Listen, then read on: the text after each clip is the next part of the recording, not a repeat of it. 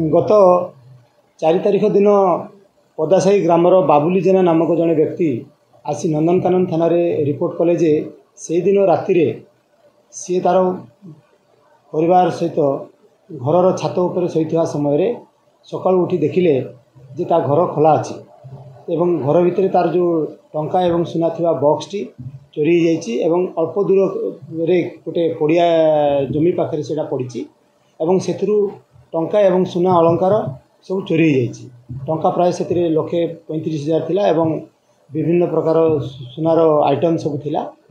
एही संबंध में नंदनकानन थाना रे गोटे केस रुजु करागला जार नंबर हूँ 115/2024 अंडर सेक्शन 457(380)/34 IPC। तदंत समय जना पड़ा जे से टाइप्र क्राइम बारंग अंचल भी होती एवं गोविंदपुर अंचल पंढरपुर अंचल एवं तदंत समय आम विभिन्न प्रकार आस्पेक्ट देखी जाना पाइलु जे तारिणी बस्ती VSS नगर जड़े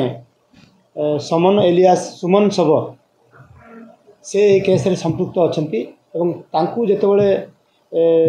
एप्रिहेंड करागला से समय जना पड़ा जे से चोरी करछंती। से एम है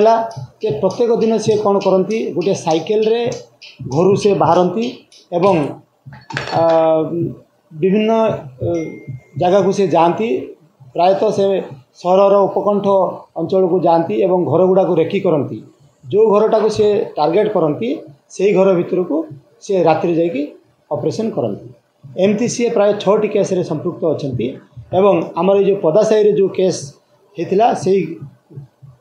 केस संबंधी आम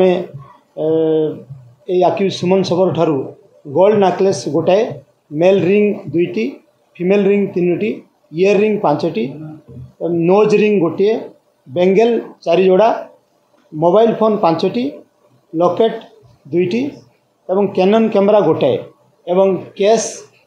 37,000 टंका आम रिकवरी कर आज आम फरवर्ड कर सी जी सब आमर ये घर गुड़ाक अच्छी प्राय से घर पाखे किसी खोला जगह रही सब देखे जे कौ घरे से लॉक पड़ी